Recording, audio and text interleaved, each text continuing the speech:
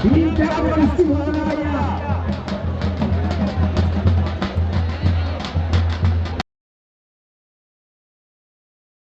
रोशन जी हैं सर। आज यहाँ पर प्रतियोगिता किया गया है, किस स्तर पर? ये कुश्ती का हर वर्ष आयोजन होता है। स्वर्गीय भोनू बाबू मैदी कला के एक सामाजिक कार्यकर्ता थे। उनके निधन होने के बाद उनके परपौत्र हैं मिथिलेश यादव, राष्ट्रीय जनता दल के नेता हैं, उनकी पत्नी प्रमुख है। तो वो हर वर्ष आयोजित करते हैं इस कुश्ती का। उसी कुश्ती में हम लोग हिस्सा लेने के लिए आए हुए हैं। सर एक सवाल और है, आरजेडी का अभी जो सत्ता गिरा है, जो नीतीश कुमार अभी पलटू मारे हैं, उस पर क्या कहना चाहिए? देखिए, ये घटना देश और बिहार के लिए बहुत ही दुर्भाग्यपूर्ण है, क्योंकि आप सभी लोग जानते हैं कि हम लोगों ने बिहार के अंदर जो हमारी सरकार थी, जिसमें महागठबंधन के सभी दल के लोग थे, हम लोगों ने बिहार में विकास की गति को आगे बढ़ाने का काम किया था।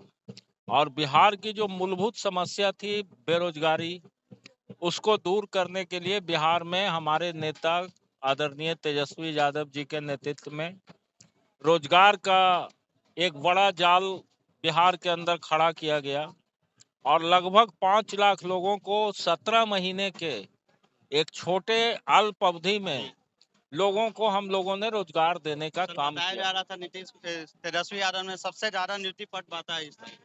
जरूर बांट, वो एक विभाग में ही उन्होंने इतना नियुक्ति पत्र बांटा कि पूरे देश के इतिहास में ही नहीं, दुनिया के इतिहास में वो एक नजीर बन गया कि एक विभाग में एक दिन लगभग 2.5 लाख लोगों को नियुक्ति पत्र दिया गया।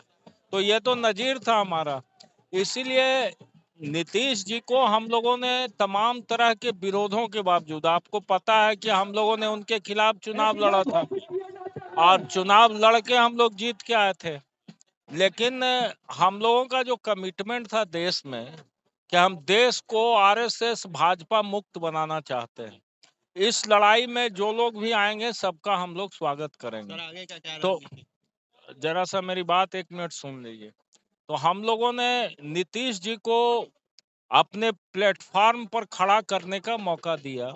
आपको पता उनके मात्र 45 विधायक थे, हमारे दल के 79 विधायक हैं, फिर भी हम लोगों ने उनको नेतृत्व करने का मौका दिया।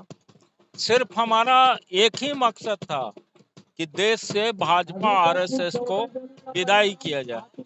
इसीलिए हम लोगों ने नीतीश जी को मौका दिया। अब वो व्यक्ति जो थका हुआ है, जो मानसिक रूप से शारीरिक रूप से थक गया, वो विचारधारा की लड़ाई तो लड़े ही नहीं। अपना कुर्सी बचाने के लिए कभी हम लोग के साथ, कभी विरोधी के साथ, कभी उनके साथ, कभी हमारे साथ मिलके अपना कुर्सी बचाने का काम कर रहे हैं। इसलिए उन्होंने तो दल बदलू का एक रिकॉर्ड कायम किया है और Guinness world book of record में उनका नाम दर्ज होगा दल बदलू के रूप में। सर आगे का आरजेडी के लिए राजनीति कहीं ना कहीं टफ हो जाएगी। देखिए, हमारे लिए कोई टफ न पहले था न आज है, क्योंकि हम लोगों ने उस गठबंधन के खिलाफ चुनाव लड़ा था और बिहार के अंदर तो बेईमानी किया गया हम लोगों के साथ, नहीं तो सरकार हमारी बनती। तो 115 आज भी हमारे गठबंधन के विधायक हैं। तो हम लोग तो सत्ता के करीब थे, लेकिन बहुत सारे जगहों पर, 1 दर्जन जगहों पर प्रशासन का बेजा इस्तेमाल करके इन लोगों ने हम लोगों को जबरदस्ती हराने का काम किया, जिसके वजह से हमारी सरकार नहीं बनी। तो हमको इनसे क्या डरना, हम तो इनके खिलाफ लड़ के आए थे। और देखिए, जनता का जो परसेप्शन होता है वो एक बहुत बड़ी चीज होती है। बिहार की जनता में भी आक्रोश देखने को बहुत ज्यादा तो कारण है ना, क्योंकि हर चीज की एक सीमा होती है। 17 वर्ष में 9 बार मुख्यमंत्री का पद के रूप में शपथ लेना क्या मकसद है? सिर्फ अपना चेहरा दिखाना, चेहरा चमकाना।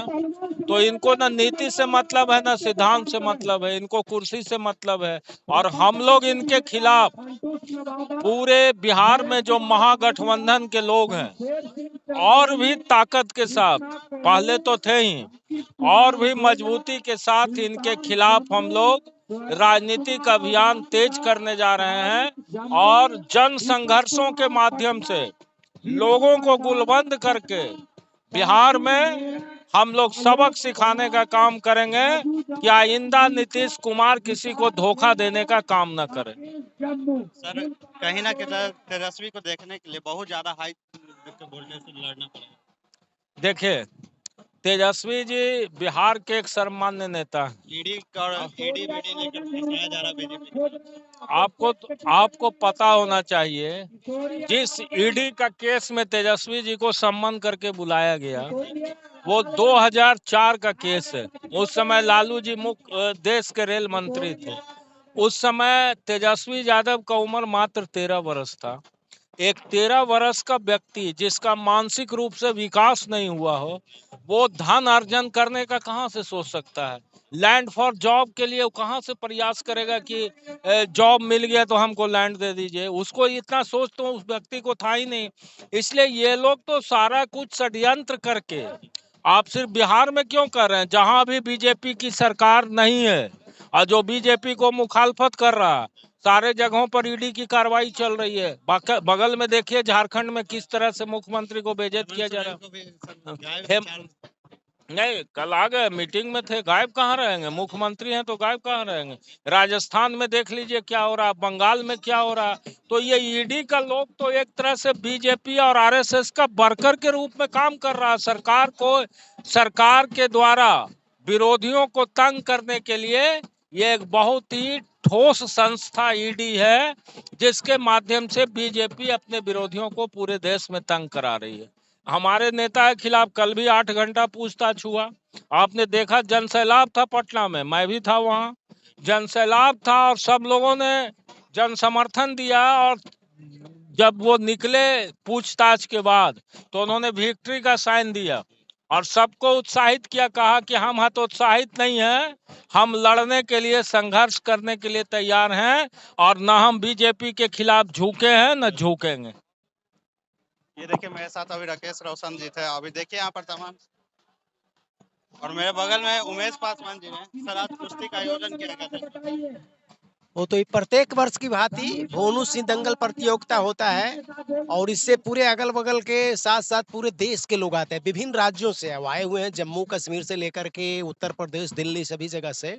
और इससे एक बेहतर मैसेज जा रहा है प्रत्येक साल के बाद, इसीलिए और धीरे धीरे भीड़ बढ़ते जा रही है प्रत्येक साल के भांति, और इससे अपना कला का प्रदर्शन लोग कर रहे हैं। नीतीश कुमार एक पलटी मारे, उस पर क्या कहना है? अब उनपे तो पूरा देश ही बोल रहा है, पलटी मार तो हो ही गए हैं ना, और इसलिए जनता उनको मतलब है कि सबक सिखाएगी। आने वाला विधान 25 का चुनाव में तेजस्वी दिखेंगे। एकदम तेजस्वी मुख्यमंत्री बनेंगे, और नीतीश जी का जो जदयू का खात्मा होगा, मतलब है कि 2025 के चुनाव में, इतना आप मान लीजिए एकदम।